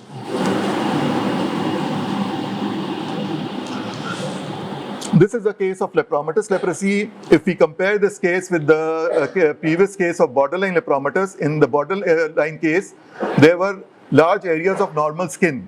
But here there's this diffuse infiltration, so you do not get to see in between spared areas, large spared areas. Iqbal Bhai has tried to hide the identity of the patient, so we cannot see the bilateral madarosis in this case, which is a feature of lepromatous leprosy. And there can be papules and nodules, which are a feature of lepromatous leprosy. Now, between the question that the difference between lepromatous leprosy and subpolar lepromatous. So, in lepromatous, all the features will be of lepromatous leprosy. In subpolar lepromatous, most of the features will be of lepromatous leprosy, but there might be a few well-defined plaques indicating a borderline end. So that is the major difference between subpolar lepromatous and lepromatous. In a typical lepromatous case, there will not be any well-defined plaques. There will be diffuse infiltration, there will be papillonodular lesions, etc.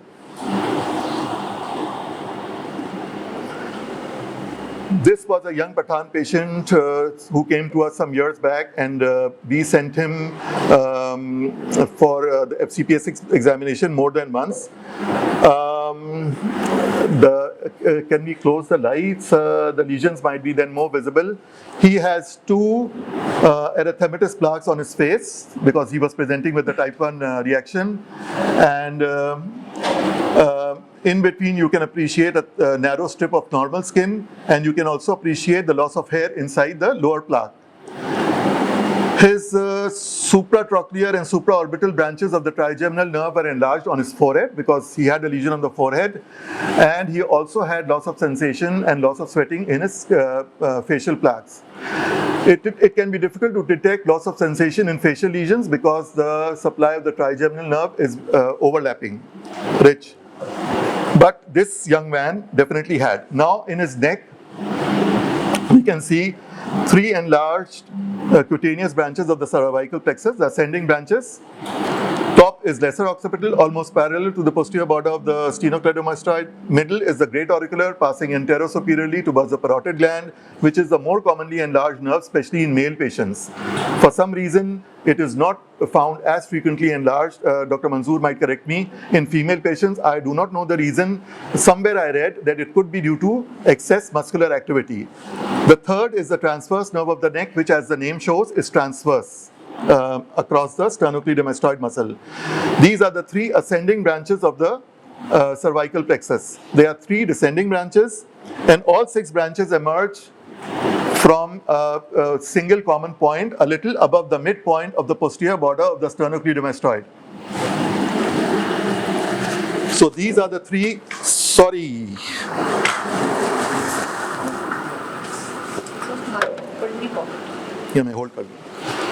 These three are the ascending branches, and then there are three descending branches. All six emerge from a single common point a little above the midpoint of the posterior border of the sternocleidomastoid.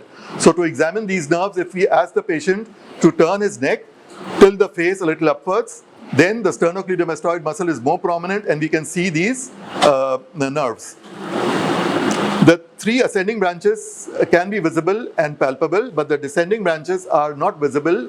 They can be palpated if we join the thumbs in the middle and move them from the middle to the lateral side over the supraclavicular fossa.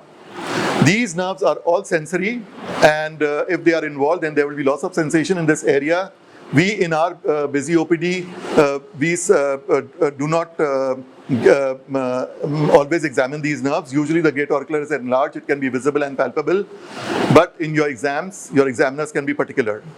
Because we, or on our part, rightly or wrongly, concentrate more on the peripheral nerves, because in leprosy there's basically a peripheral neuropathy, and leprosy is one of the most common causes of infectious peripheral neuritis. So what Dr. Anil said, that neurologists should also include leprosy in the differential diagnosis, which they often do not. So we are really grateful to the dermatology faculty sitting over here, because the time and interest they take in picking up difficult cases of leprosy.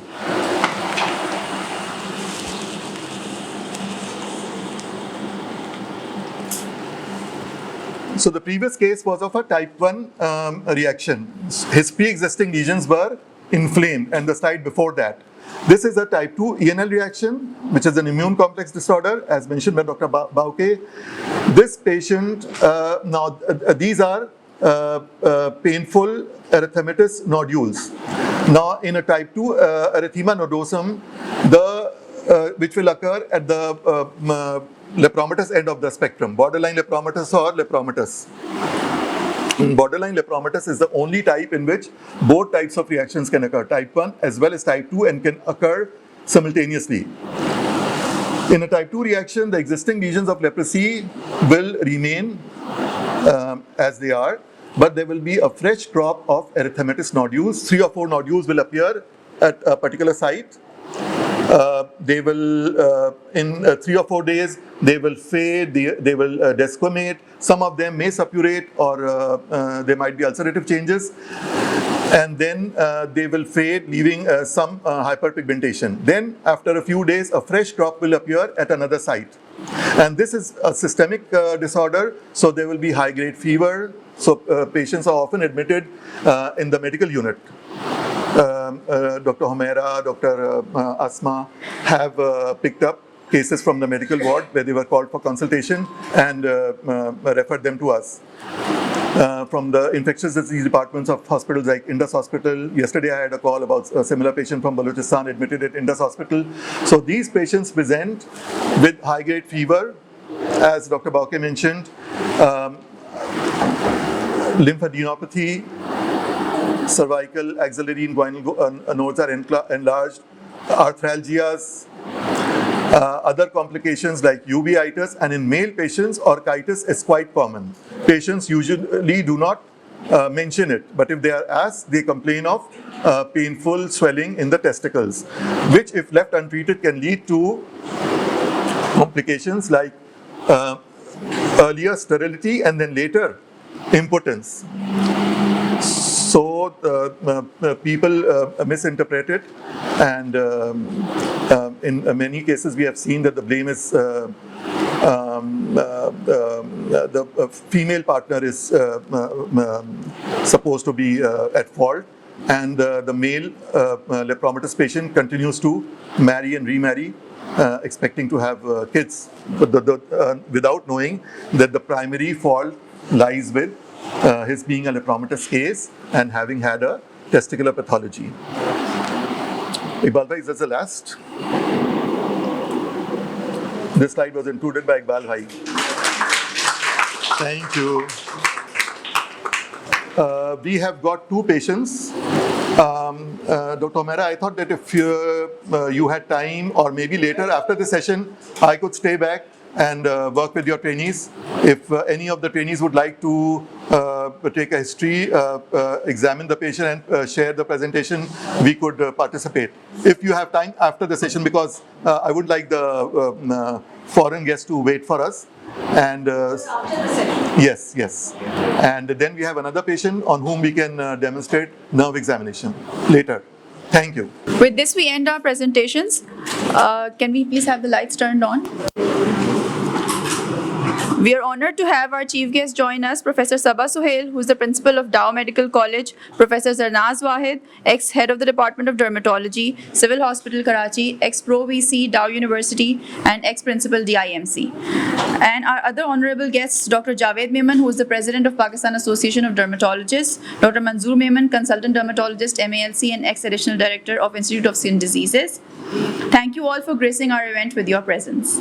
May I humbly request Professor Sabah Suhail to please come up here and share her thoughts regarding the program.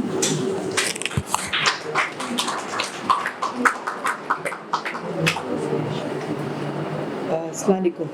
And I would say good afternoon, close to good noon. I'm Professor Sabasuel, and it's my proud privilege to welcome all the foreign speakers, all the people coming from outside Dow Medical College who have graced this occasion and provided our trainees and our doctors with their expertise. So as a radiologist, I come across very few cases of leprosy. But as a medical student, yes, I remember that it was used to be a dreadful case. Leprosy itself has a stigma that, and the most famous, since ages long. You see, the word leper is associated with fear. And even our medical students, they tend to fear this. And we have to tell them about all the precautions that they have to take. But this is an important condition. And the name of Mary Adelaide Leprosy Center is a big name. It's a very trusted and a very reputable name. We are very honored that consultants from Mary Adelaide Center, they have visited us and provided this informative talk. I also would like to congratulate Dr. Humera and her entire team for arranging this session. I remember that last year also a similar session was arranged, but this appears to be on a bigger level with more international participation.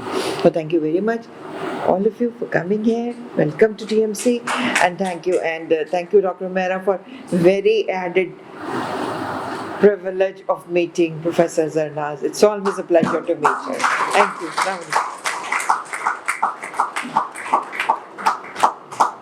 I request Honorable Professor Zarnaz Wahed to please come up here for her valuable comments. Bismillahirrahmanirrahim. Assalamu alaikum to all, especially our foreign speakers.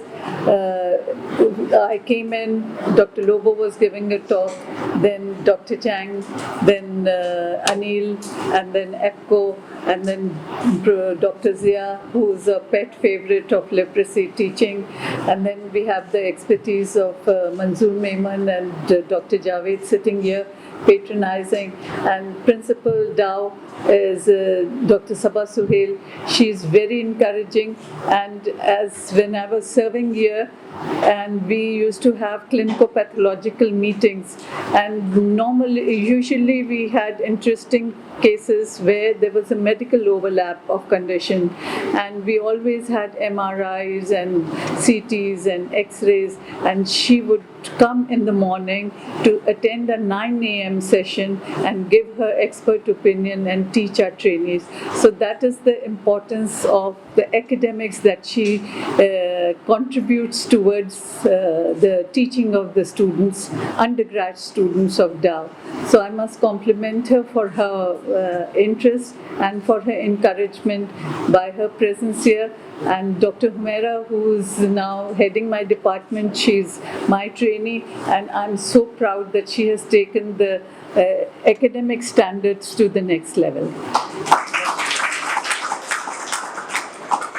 And it's very heartening. And Mary Adelaide is a leprosy center.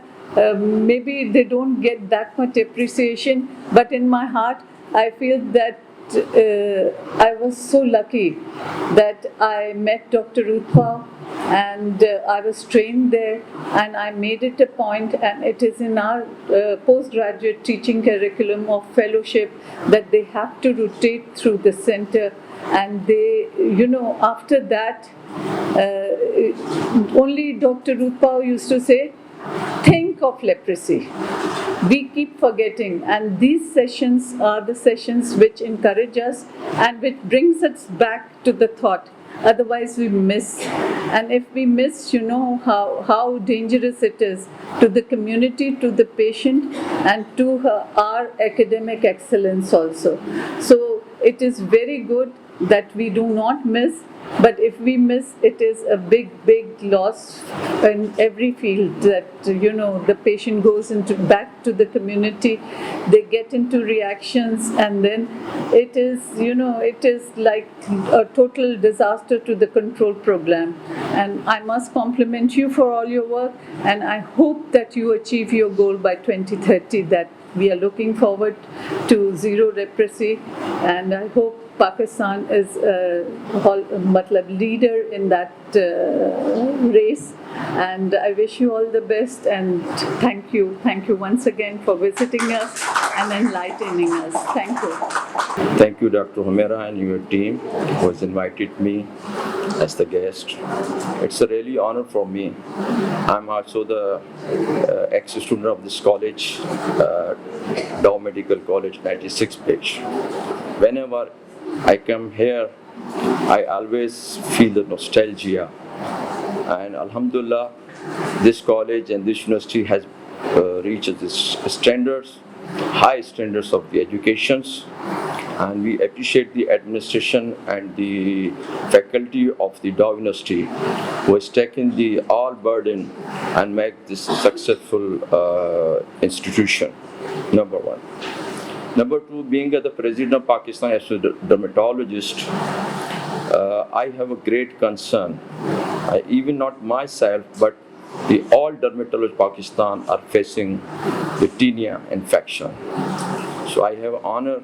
Dr. Lobo is there. I have discussed with Dr. Anil, and he guided me that should contact or should meet with the Dr. Lobo regarding the culture and sensitivity.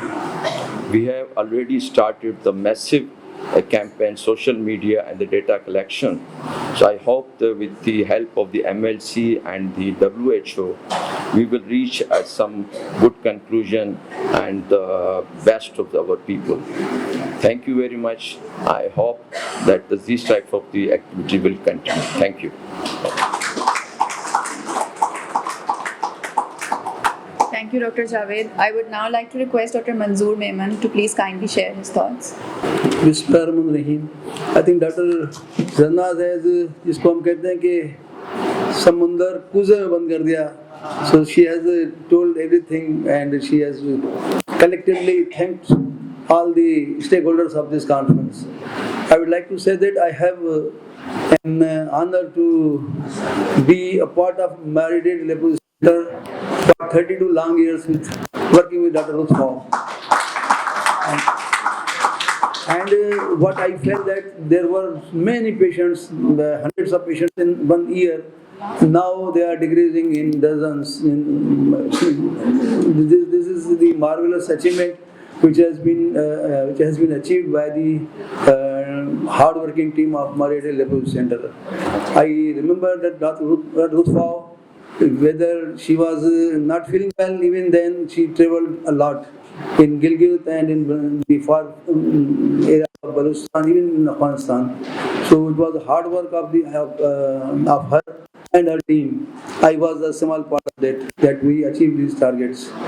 Yesterday, I have diagnosed a case of leprosy, and she was a new case in her early 50s. And I talked with Dr. Mutarzia, and he said that tomorrow, Friday, please send her to me. So there are still new cases which we see around. Unless we doubt, unless we think, we will not be able to diagnose. So my message to all of you is this: that you see, you should see, you should observe. So a good doctor, they say, Professor Ruff, हमारे उस्ताद थे, Professor S.M. Ruff, he was saying that a good doctor should be a good observant. So you should be a good observant. You will never miss a case of leprosy, which is a great miracle also. Tomorrow I am leaving for 2 days free skin camp in Tharparkar, Umarkot, and in Rana Jagir. So I think maybe a case of leprosy if it is there. Earlier, there were cases of leprosy in district Tharparkar. Now they are, I think, they are very, we don't see, or we see very less. So we are there as community services, and I think Dr. Javed and Dr. Dolat Pinjani, they are very regularly arranging free skin camps. You people also should arrange free skin camps in remote areas, and then you will be able to see rare cases also, and you can detect early cases of leprosy also. This is my message. Thank you.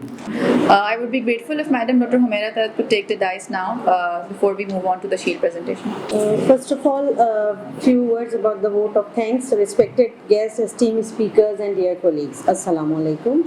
On behalf of the Department of Dermatology, I extend my heartfelt gratitude to our chief guest, Professor Sabah Suhail, guest of honor, Professor Zanaz Wahid, and honorable guest, Dr. Javed Memon and Dr. Manzoor Memon, for their invaluable presence and support throughout this journey.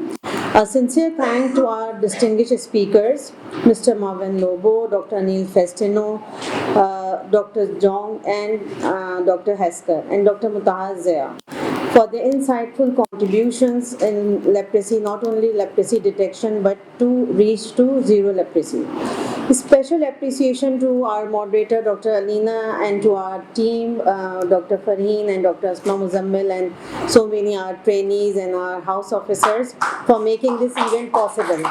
And special thanks to Dr. Naveed, I think he's not here, and Dr. Fajad for continuously supporting us. And last but not the least, I extend a heartfelt thank you to our dedicated doctors who could not attend this event as they are seeing patients and managing our OPD. With our OPD running 6 days a week, balancing patient care alongside academic programs is a demanding task, and their unwavering commitment is truly commendable. Thank you.